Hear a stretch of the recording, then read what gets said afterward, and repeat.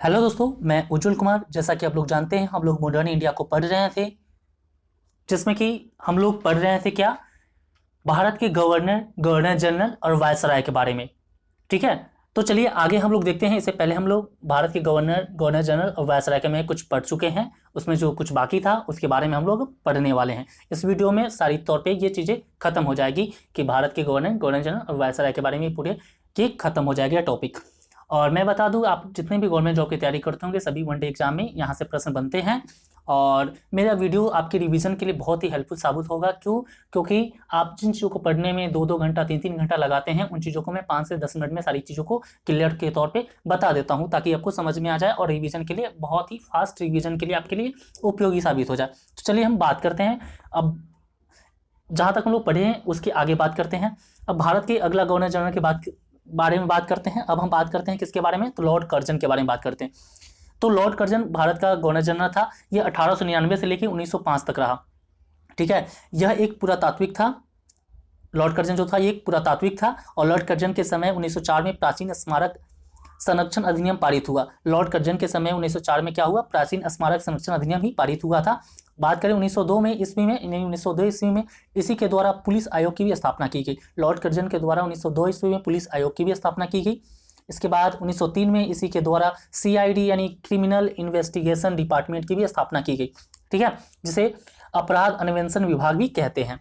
बात करें आगे तो 1905 में इसके द्वारा रेलवे बोर्ड की भी स्थापना की गई। इसके द्वारा किसकी बोर्ड स्थापना की, लॉर्ड रेलवे बोर्ड की भी स्थापना। किसके बारे में बात कर रहे हैं हम लोग, लॉर्ड कर्जन के द्वारा, लॉर्ड कर्जन के बारे में बात कर रहे हैं। तो जो भी कुछ बात कर रहे हैं वो अभी लॉर्ड कर्जन के बारे में बात कर रहे हैं। ठीक है, तो लॉर्ड कर्जन के द्वारा ही रेलवे बोर्ड की स्थापना 1905 में की गई। अब बात करें आगे तो बंगाल का विभाजन लॉर्ड कर्जन के द्वारा, लॉर्ड कर्जन के ही समय में 1905 में हुआ। बंगाल का विभाजन भी हुआ जो लॉर्ड कर्जन के ही समय में हुआ। कब हुआ था बंगाल का विभाजन, 1905 में हुआ था। अब बात करते इसके बाद अगला वायसराय, भारत का अगला वायसराय की बात करें तो लॉर्ड मिंटो द्वितीय था, जिसका कार्यकाल 1905 से 1910 तक रहा। आगे हम बात करें 1906 में इसी के समय मुस्लिम लीग की स्थापना हुई। लॉर्ड मिंटो द्वितीय के समय ही 1906 में क्या हुआ, मुस्लिम लीग की स्थापना हुई थी। मुस्लिम लीग की स्थापना नवाब सहीमदुल्ला खां के द्वारा की गई थी। ठीक है, मुस्लिम लीग की स्थापना किसके द्वारा की गई थी, तो नवाब सहीमुल्लाह खां के द्वारा की गई थी। आगे बात करें 1907 में सूरत अधिवेशन सूरत अधिवेशन हो, जिसमें कांग्रेस का विभाजन हो गया। ठीक है, तो 1907 में सूरत अधिवेशन हुआ जिसमें कांग्रेस का विभाजन हो गया। इसके अध्यक्ष रास बिहारी घोष थे। ठीक है, सूरत अधिवेशन में इसके जो अध्यक्ष थे वो कौन थे, रास बिहारी घोष थे। आगे बात करते हैं 1909 में पार्लियामेंटो सुधार अधिनियम आया। इसी अधिनियम के तहत मुसलमानों के लिए पृथक निर्वाचन मंडल का भी प्रावधान किया गया। ठीक है, चलिए हम बात करते हैं इसके बाद लॉर्ड हार्डिंग द्वितीय, यानी लॉर्ड हार्डिंग द्वितीय की बात करते हैं तो इसका जो कार्यकाल था 1910 से लेकर 1916 तक रहा। ये भारत का अगला वायसराय बनकर आया और 1911 में ब्रिटेन के महाराज जॉर्ज पंचम का भारत में आगमन हुआ। 1911 की बात करें तो 1911 में ब्रिटेन के महाराज जॉर्ज प्रथम का भारत में आगमन हुआ। 12 दिसंबर 1911 को दिल्ली दरबार लगाया गया। इसी दिल्ली दरबार में 2 महत्वपूर्ण घोषणाएं की गई। ठीक है, 12 दिसंबर 1911 को दिल्ली दरबार लगाया गया और इसी दिल्ली दरबार में 2 महत्वपूर्ण घोषणाएं की गई। वो कौन सी महत्वपूर्ण घोषणाएं की गई इसके बारे में जानते हैं। पहला था कि दिल्ली को भारत की नई राजधानी घोषित कर दिया जाए। ठीक है, और दूसरा था कि 1 अप्रैल 1912 से दिल्ली राजधानी बनी। ठीक है, इसमें 2 महत्वपूर्ण घोषणाएं कौन सी हुई कि दिल्ली को भारत की नई राजधानी घोषित किया गया और 1 अप्रैल 1912 से क्या हो गया, दिल्ली को नई राजधानी बना दी गई। चलिए अब हम बात करते हैं इसके बारे में। आगे बात करें तो बंगाल के विभाजन को रद्द कर दिया गया। ठीक है, इसमें और क्या किया गया कि बंगाल के विभाजन को रद्द कर दिया गया। और 1912 में रास बिहारी बोस के द्वारा लॉर्ड हार्डिंग द्वितीय पर बम फेंका गया। 1912 में रास बिहारी बोस के द्वारा लॉर्ड हार्डिंग द्वितीय पर बम फेंका गया। 1913 में रविन्द्रनाथ टैगोर को नोबेल प्राइज प्रदान किया गया। फिर बात करते हैं 4 अगस्त 1914 को प्रथम विश्व युद्ध हुआ। ठीक है, तो प्रथम विश्व युद्ध कब हुआ, 4 अगस्त 1914 को, याद रखिएगा। प्रथम विश्व युद्ध कब हुआ, तो 4 अगस्त 1914 को हुआ। फिर आगे बात करें 9 जनवरी 1915 को गांधी जी दक्षिण अफ्रीका से भारत लौटे।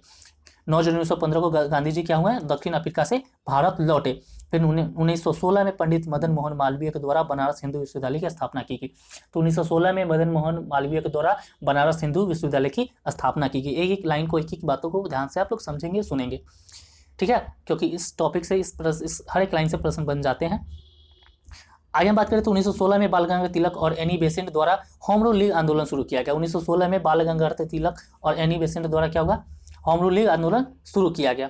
ठीक है, अब हम बात करते हैं लॉर्ड चेम्सफोर्ड के बारे में। लॉर्ड चेम्सफोर्ड के बारे में बात करें तो इसका जो कार्यकाल था 1916 से लेकर 1921 तक रहा, ठीक है।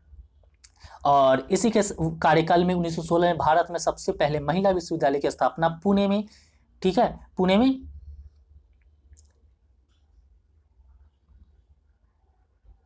ठीक है, पुणे में की गई, ठीक है। इसी के कार्यकाल में 1916 में भारत में सबसे पहले महिला विश्वविद्यालय की स्थापना पुणे में की गई, जो कि किसके द्वारा की गई, तो दयानंद केशल कुर्वे के द्वारा किया गया। बात करें 1917 में मोन्टेग्यू घोषणा की गई, ठीक है। 1919 में रॉलेट एक्ट यानी रॉलेट अधिनियम पारित हुआ। 1919 में जालियांवाला बाग हत्याकांड हुआ। 1917 में गांधी जी का चंपारण सत्याग्रह हुआ। 1918 में खेरा सत्याग्रह हुआ। फिर 1918 में ही अहमदाबाद में लेबर मूवमेंट हुआ। 1920 में खिलाफत आंदोलन शुरू हुआ। 1920 में ही गांधी जी का नॉन कोऑपरेशन मूवमेंट भी शुरू किया गया। 1920 में ही फाउंडेशन ऑफ AMU यानी अलीगढ़ मुस्लिम विश्वविद्यालय की स्थापना भी की गई, ठीक है।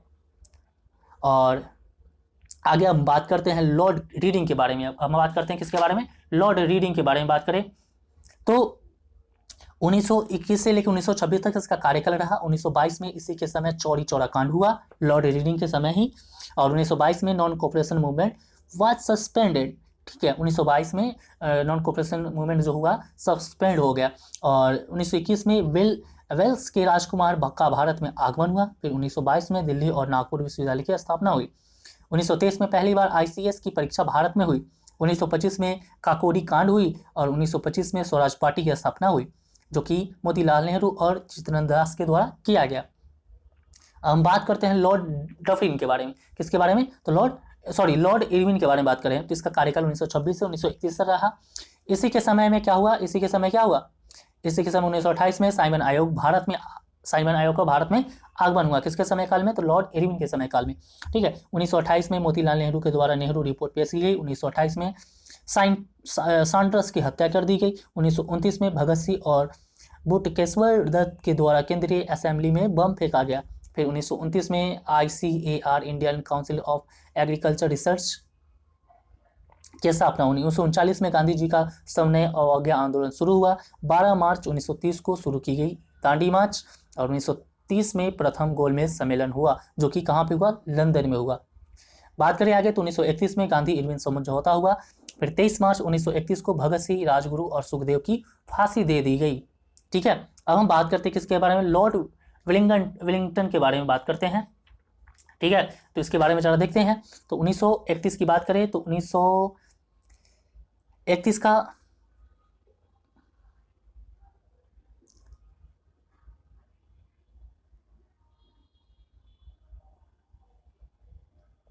हम बात करते हैं 1931 और 1932 की, ठीक है। तो 1931 में और 1932 में क्या हुआ कि लंदन में द्वितीय एवं तृतीय गोलमेज सम्मेलन हुआ। तो 1931 में द्वितीय गोलमेज सम्मेलन हुआ लंदन में और 1932 में तृतीय गोलमेज सम्मेलन हुआ। कहाँ पे, तो लंदन में। और इसी के समय में क्या हुआ, किसके समय में, किसके बारे में बात कर रहे हैं हम लोग, बताइए, लॉर्ड वेलिंगटन के बारे में बात कर रहे हैं। तो इसी के समय क्या हुआ, 1935 में गवर्नमेंट ऑफ इंडिया एक्ट आया, ठीक है। 1932 में पूना समझौता हुआ, जो कि गांधी जी और BR अम्बेडकर के बीच हुआ था। 1932 में IMA इंडियन मिलिट्री असेंबली की स्थापना हुई, ठीक है। बात करते हैं आगे तो लॉर्ड लिनलिथगो के बारे में बात करें। 1936 से 1944 तक इसका कार्यकाल रहा। इसी के समय क्या हुआ, 1937 में भारत में प्रथम प्रांतीय निर्वाचन हुआ। 1939 में फॉरवर्ड ब्लैक पार्टी की स्थापना सुभाष चंद्र बोस द्वारा की गई। 1939 में द्वितीय विश्व युद्ध हुआ। 1939 में द्वितीय विश्व युद्ध हुआ। अब बात करें इसके बारे में तो 1940 में पाकिस्तान की सबसे पहली मांग मुस्लिम लीग के द्वारा उठाई गई। 1940 में पाकिस्तान की सबसे पहली मांग किसके द्वारा उठाई गई, तो मुस्लिम लीग के द्वारा उठाई गई। 1940 में अगस्त प्रस्ताव आया। 1942 में भारत छोड़ो आंदोलन शुरू हुआ। अब हम बात करते हैं लॉर्ड वेवेल के बारे में, जो कि 1944 से 1947 का कार्यकाल रहा। इसी के समय क्या 1946 में कैबिनेट मिशन प्लान भारत भेजा गया और इसके तहत क्या हुआ, भारत के संवैधानिक सभा का गठन हुआ। भारत के संविधान सभा का गठन हुआ। 2 सितंबर 1946 को भारत की प्रथम अंतरिम सरकार बनी, ठीक है। अब हम बात करते हैं लॉर्ड माउंटबेटन के बारे में, जो इसका कार्यकाल 1947 से 1948 तक रहा। ये भारत का अंतिम वायसराय एवं स्वतंत्र भारत का प्रथम गवर्नर जनरल रहा।